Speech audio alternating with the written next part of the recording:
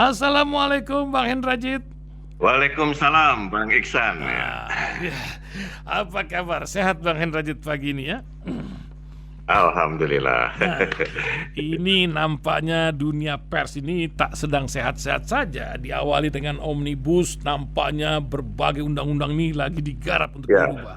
Tapi tahu-tahu menyasar yang ya memang ada satu media yang rajin banget melaksanakan investigasi. Nah, ini membuat sengkarut beberapa para pejabat. Apakah ini dan juga Dewan Pers ya yang beberapa kali menjadi penengah antara berita-berita ini kan sebagai lembaga demokrasi yang luar biasa. Ya. Apa yang Anda lihat sebagai seorang wartawan juga sudah malang melintang selama ini? Apakah ini buah dari reformasi yang sudah berpuluh tahun ini, 28 tahun kalau salah? Dan juga saya juga minta pendapat kepada Bang Hendrajit nanti yang kedua tentang keadaan geopolitik di Timur Tengah.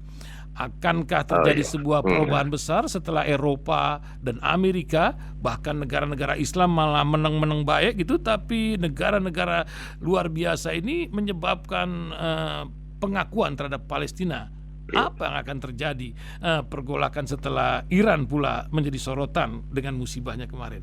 Silakan Bang Hendrajit, dua masalah ini Bang. Ya, yang masalah pertama mungkin ngobrol sebagai wartawan aja ya. Betul, Pernah yang memang karena kalau wartawan itu kan hampir sama dengan TNI, Polri dan intelijen, jadi nggak pernah pensiun sebetulnya. Walaupun sudah pensiun tapi nggak pensiun gitu. Betul. Karena pola kerjanya itu melekat gitu. Nah, kenapa saya tergugah waktu itu menanggapi soal investigasi yang katanya mau dilarang terkait RUU penyiaran ya itu. Ini saya pertama yang kesan saya tangkap ini mau nangkep tikus tapi terus membakar rumah. Nah ini kan jadi memang ada masalah saya perhatikan di dalam fenomena di terutama yang non cetak ya, kalau bicara penyiaran kan banyak kan di audio, di visual ya, entah podcast, TV segala. Ada yang memang pretensinya investigasi, tapi sebetulnya pseudo jurnalisme sebetulnya, jurnalisme seakan-akan. Nah sebetulnya kan kalau yang mau dibidik itu ya harus pakai rumusan yang jelas gitu. Tapi ini kan larinya terus investigasi dilarang loh. Ini kan jadi ibaratnya mau nangkep tikus tapi bakar rumah gitu kan. Dia lupa bahwa kalau di jurnalistik as a whole, mau dia di dunia siar atau cetak atau online sekarang yang berkembang kan, itu yang namanya investigasi itu nyawanya jurnalistik ya. Nah, ruhnya jurnalistik, nyawanya wartawan gitu kan. Walaupun di wartawan ini kan ada 3 jurnalis investigasi, dan ini memang biasanya keahlian khusus gitu kan. Terus kedua jurnalis reporter spesialis, jadi dia liputan tapi biasanya dia karena kuat di militer atau di hukum, dia banyak di desk itu kan. Nah yang ketiga jurnalis liputan berita yang memang mengejar ke aktualitas. Nah karena itu kalau hanya gara-gara ada satu yang memang ya memang bisa aja larinya ke fitnah atau gitu, tapi jangan terus investigasi, karena itu rembetannya nanti kayak snowballing ke horizontal. Kan banyak juga radio yang memang investigasi beneran itu kan. Ada yang memang apalagi yang media-media entah online atau cetak yang memang pretensinya itu investigasi, itu kan jadi kayak dilumpuhkan, jadi kayak tentara tapi nggak boleh bawa bedil yang ada pelurunya kan gitu kan, lucu itu tentara kok nggak bawa, kasih bedil tapi nggak boleh pegang peluru gitu. Nah itu ini ya, jadi hati-hati ya, makanya saya intinya wanti-wanti di sini gitu Bang Iksan. Karena ini akan mengubur belakang layar yang sering diungkap oleh investigasi ini, begitu kan Bang Hendrajitnya? Iya, nah itu yang pertama benar. Jadi gini, kalau investigasi itu dibunuh, dilarang segala macam, hasrat wartawan untuk menelisik ke jantung berita itu hilang juga gitu kan. Walaupun sekarang saya juga kritik kepada kalangan-kalangan muda itu, hasrat investigatif tuh mau muncul loh. Kayak misalnya ada berita apa kok yang dimuat cuman apa permukaan aja. Itu malah justru kritik saya ke internal begitu. Harus ada dong apa di balik berita itu. Kayak Jampitsus dengan apa Densus, jadi Kejaksaan Agung sama polisi semua larinya ke angle polisi versus Jaksa Agung. Kalau nelisik investigatif ke jantung berita, apa yang mau ditutupi dari peristiwa itu loh yang penting kan.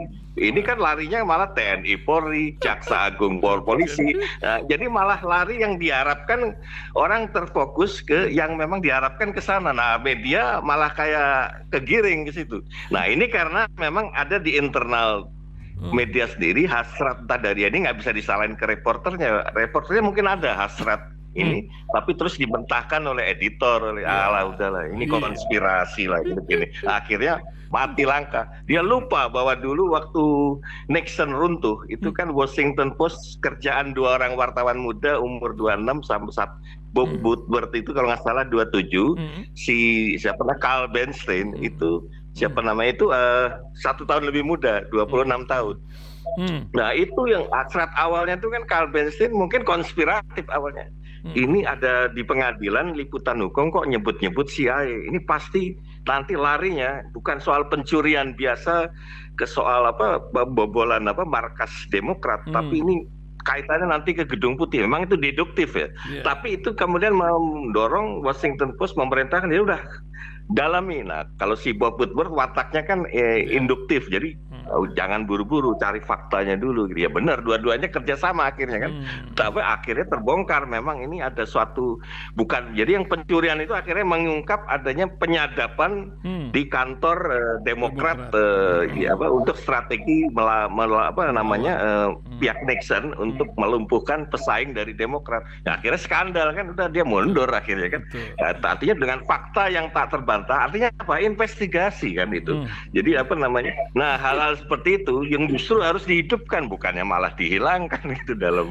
Walaupun ini konteks kepenyiaran memang ada problem yang kita berhadapan dengan ya ini memang musuh jurnalisme juga, pseudo jurnalisme. Mana yang real wartawan, mana yang pura-puranya wartawan tapi terus menunggangi retorika investigasi yang sebenarnya nggak ada investigasi itu. Misalnya menfitnah apa. Tapi kan itu kalau dalam RUU harus hati-hati. Harus orang-orang yang paham dunia menyelami dunia jurnalistik dan pers pada umumnya ya, sehingga mau nangkep tikus boleh, tapi jangan terus rumah jurnalismenya diruntuhkan karena di situ investigasi adalah ruhnya media, nyawanya wartawan kan gitu, untuk menelisik jantung berita gitu. Iya, belum lagi ada dewan sosial media Kominfo akan membuat juga. Ini kan menjadi sebuah rambu-rambu nampaknya sedang dibuat. Zaman sedang berubah lagi. Betul. Betul Bang San. Jadi ini yang harus diwaspadai adalah jangan karena mau menyingkirkan hal-hal yang pseudo jurnalisme, malah justru pseudo jurnalisme malah ditunggangi untuk suatu agenda yang lebih otoriter gitu. Di mana akhirnya mematikan bukan hanya investigasinya saja, tapi pers sebagai cabang keempat istilahnya kan dari demokrasi itu bisa kayak parlemen juga, bisa benturan ide, benturan agenda. Itu medan yang tepat di dalam jurnalis. Nah kalau itu aja dah dilumpuhkan, ya akhirnya jadi bangsa yang narsistik nanti, yang asik dengan dirinya sendiri gitu, atau memuji-muji diri sendiri gitu kan. Pak, luar biasa. Ini akan kita lihat perjalanan akhir dari jabatan presiden sekarang, apakah menjadi oleh-oleh buat presiden yang akan datang. Mungkin apa akhirnya nanti ini analisa dari Bang Hendrajit dari Hang Heng Hong urusan ini, Pak?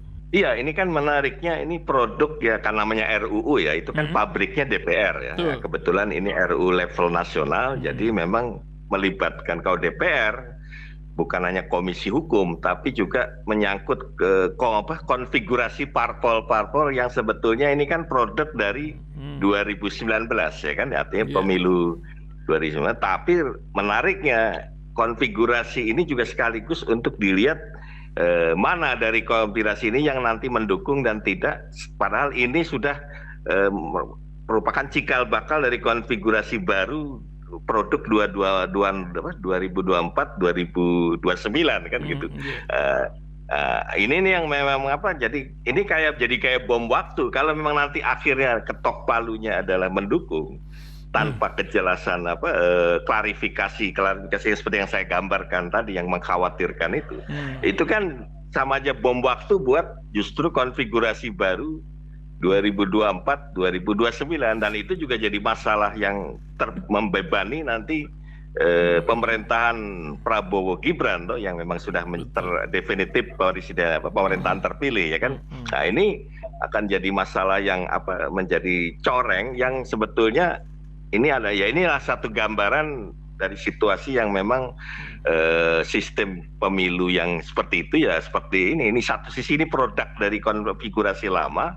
Tapi konfigurasi baru sendiri kan ya yang itu juga, walaupun ada perubahan konfigurasi dan formasi pastinya kayak dulu udah di Jokowi Ma'ruf Amin, sekarang ada di Prabowo Gibran. Nah sebaliknya yang dulu ada di Jokowi sekarang karena Gibran karena Ganjar Mahfud adalah ini sendiri, itu juga membawa ini perubahan juga. Nah ini kita lihat komposisi ini juga ikut pengaruh. Nah intinya itu bisa jadi bom waktu juga, itu yang faktor destabilisasi juga ke depannya. Makanya Gerindra cepat-cepat mengerem kisah ini ya. Tapi kita lihat nanti lah sandiwaranya kayak gimana. Nah selanjutnya Bang, ini tentang geopolitik di Timur Tengah pasca Iran yang sedang mencari presiden baru, Raisi yang kemarin Syahid wafat ya. Tapi Eropa nampaknya berubah. Beberapa negara Eropa sudah pasang bendera pro Palestina, uring-uringan Netanyahu. Sementara tadi saja kami baru berkabar relawan Aqsa Walking Group yang sedang membagi-bagikan makanan ditembak lagi di Rafah, di mana kota yang dilarang oleh lembaga dunia, pengadilan dunia untuk diserang.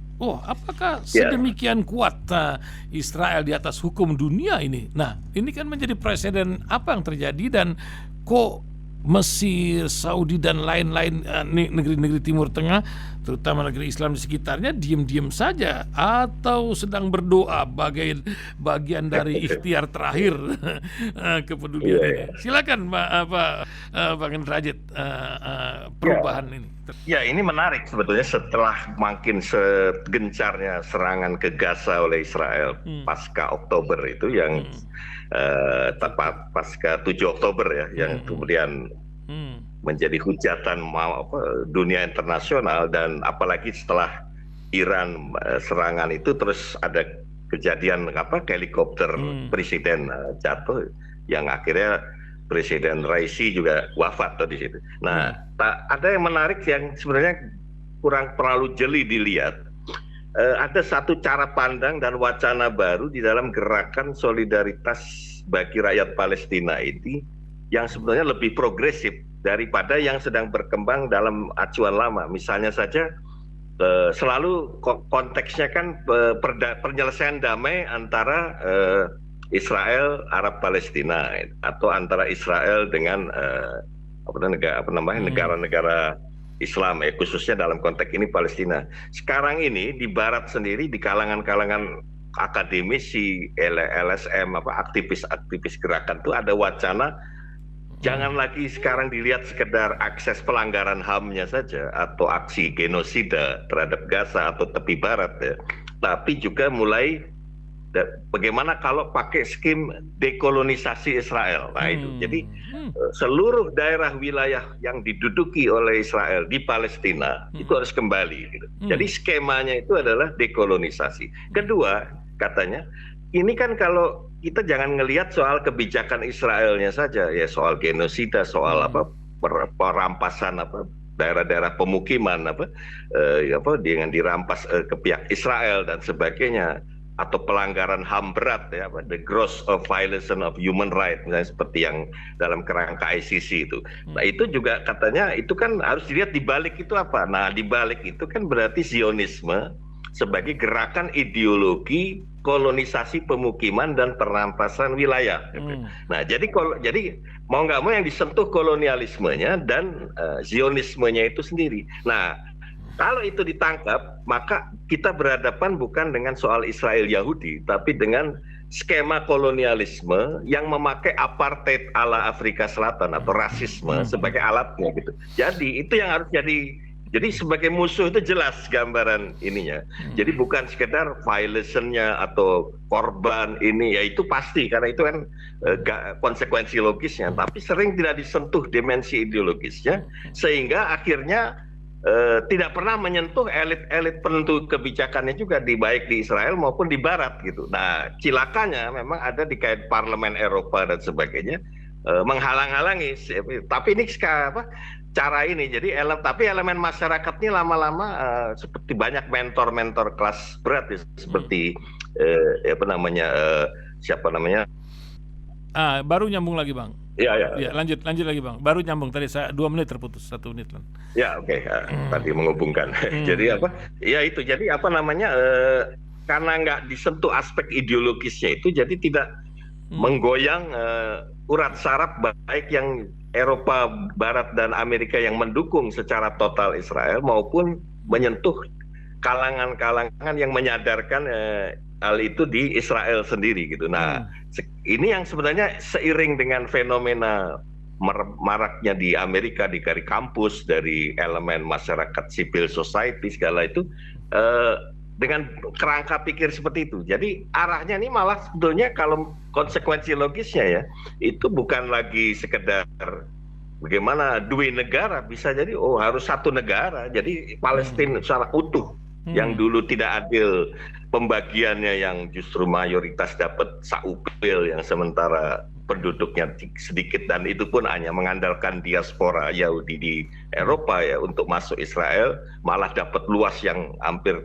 70% gitu. Nah itu harus ditata ulang. Makanya di dalam skim ini inti dari krisis sekarang itu harus dilihat 1948 yang memang merupakan susulan dari pembagian Palestina yang nggak adil tahun 47 yang dipaksakan Inggris melalui PBB kan gitu.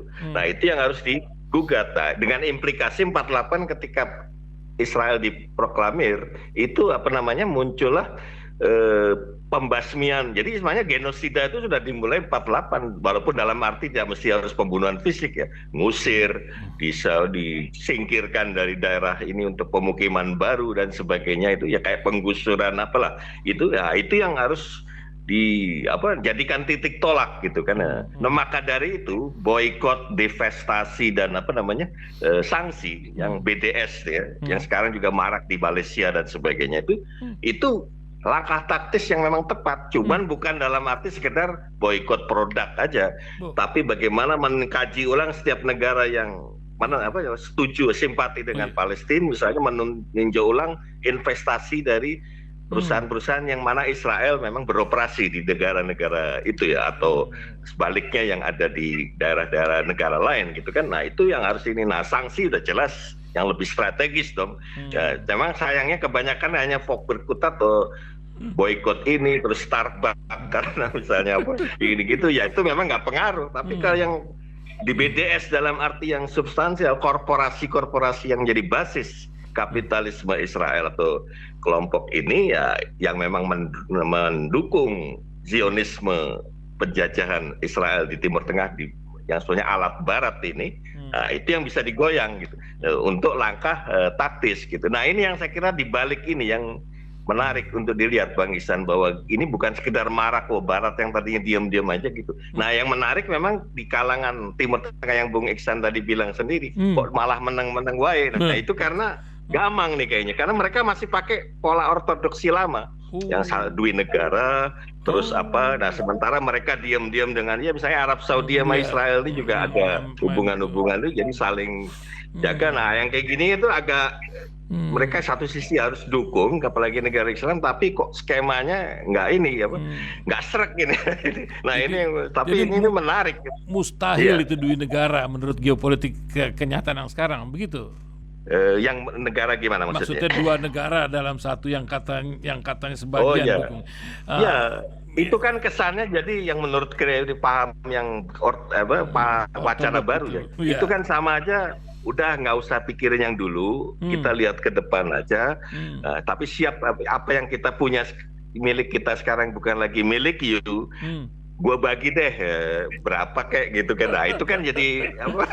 Nah ini harus apa? Walaupun nanti arahnya perundingan, apalagi dengan serangan Israel ini sebetulnya kan memberi ruang berunding untuk menang itu bukan hanya buat Iran, tapi juga buat kekuatan-kekuatan ini sebetulnya. Nah tapi kan skemanya yaitu harus fundamental bahwa mentalnya begitu ya, untuk mengarahkan ke keadilan bagi rakyat Palestina. Sebagai closing Bang, ya, menghadapi geopolitik yang ada, apa yang ingin Bang Hendrajit sampaikan? Harus ada satu kesadaran momentum Global South yang makin menguat dengan adanya kekuatan alternatif alami baru, Rusia, Cina, pasca Shanghai Cooperation Organization, adanya BRICS segala macam, yang pada dasarnya ekonomi dan perdagangan, tapi ini juga sekarang membawa implikasi pengimbang, menciptakan keseimbangan baru di politik dan keamanan. Nah ini menjadi momentum untuk mulai menyadarkan bahwa neokolonialisme Barat melalui Israel ini sudah kropos. Jadi harus ada satu pandangan baru, dan karena itu elemen seluruh bukan hanya rakyat Palestina, tapi yang daerahnya direbut 48 itu bahkan makin bertambah ya kan sekarang ini, itu harus dikembalikan. Dan karena itu seiring kolonialisme Israel itu harus harus diakhiri. Jadi kesadaran ini bukan hanya harus di Israel, tapi justru di negara Barat sendiri. Nah, menariknya adalah di elemen masyarakat, akademisi, LSM, media di Barat pun mulai makin menguatkan itu. Tapi itu tidak akan cukup kalau tidak didukung juga oleh kekuatan-kekuatan, kekompakan negara-negara berkembang, khususnya negara-negara Islam termasuk Indonesia yang tentunya sebagai negara berpenduduk terbesar ketiga atau keempat di dunia lah ya. Wah, luar biasa. Terima kasih Bang Hendrajit pagi ini menemani, dan kami mengharapkan di lain hari bisa menemani kami untuk lebih mengenal tentang geopolitik di dunia. Insya Allah. Terima kasih Bang. Insya Allah. Sama-sama Bang Iksan. Yo, sama-sama Bang. Assalamualaikum warahmatullahi wabarakatuh. Waalaikumsalam.